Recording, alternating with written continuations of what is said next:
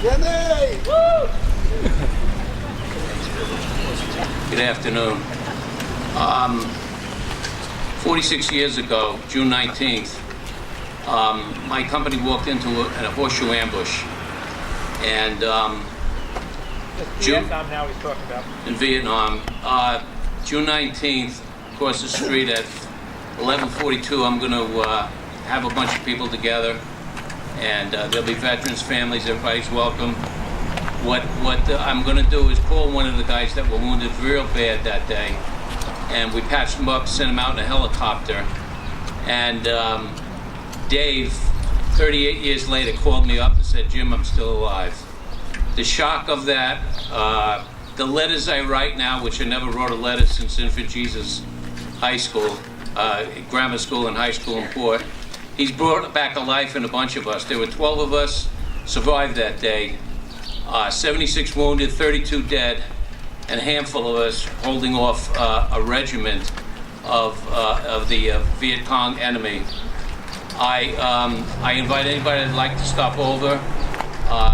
It's going to be quite a day talking to these guys on a speakerphone, but I wanted everybody to know it does, we never forget these guys.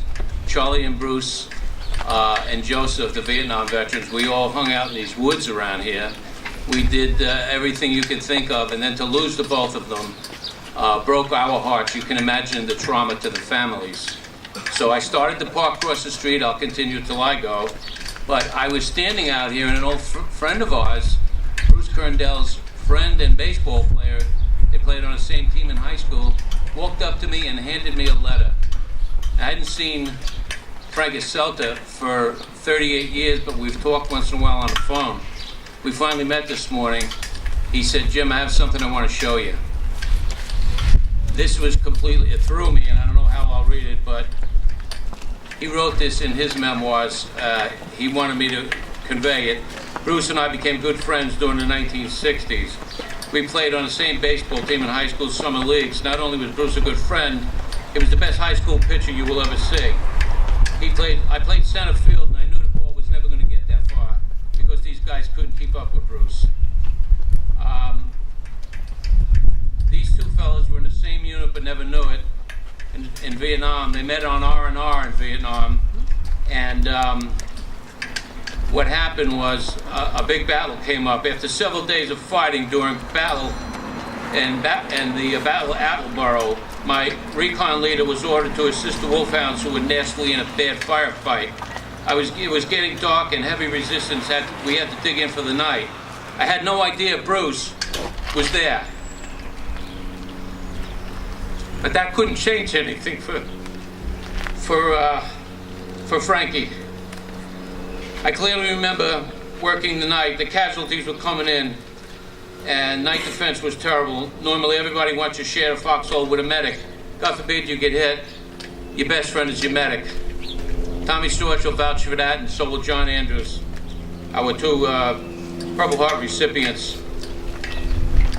Another fellow come up to him and said, "Hey, we've got a bunch of guys wounded here." His hole wasn't the biggest, but we kept our heads below ground. Sometime during the night, we were getting probed and stricken by sounds of claymores and everything mistakenly attached to a large tree. Wouldn't you know, the tree fell and almost killed us. Somehow we got through the night, and I never shared the foxhole with stricken. After the battle was over, I found out Bruce was there and was killed. Not a thing I could do about it. Frank and Bruce played on the baseball team in Port Jefferson High School. Everybody went to Port High. There was no other schools around here. We all went. And he was quite a guy.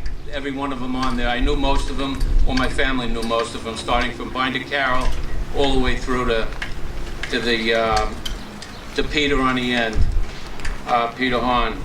I'm inviting anybody who wants to come down for this. The battle started at 11:42, and anybody wants to come down. It's going to be quite touching, but the people that would like to be there, I would really appreciate it. Thank you for your time, and thank you for listening to Frank Celta's letter.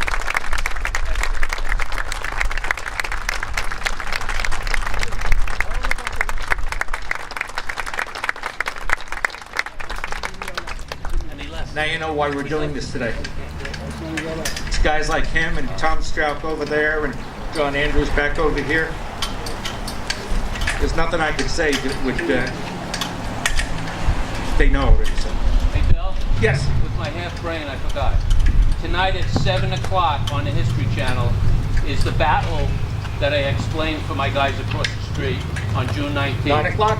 At 7 o'clock tonight. 7 o'clock tonight on the History Channel. will be the battle he's talking about. It's all archive stuff. It's all archived with 2 members of the platoon, right? Yeah, my guys. That was His guys. You want to see it? There it is in real life. You'll get to see what these guys actually put up with. It's definitely not like the movies. Okay. Michelle Massimo, I'm sorry.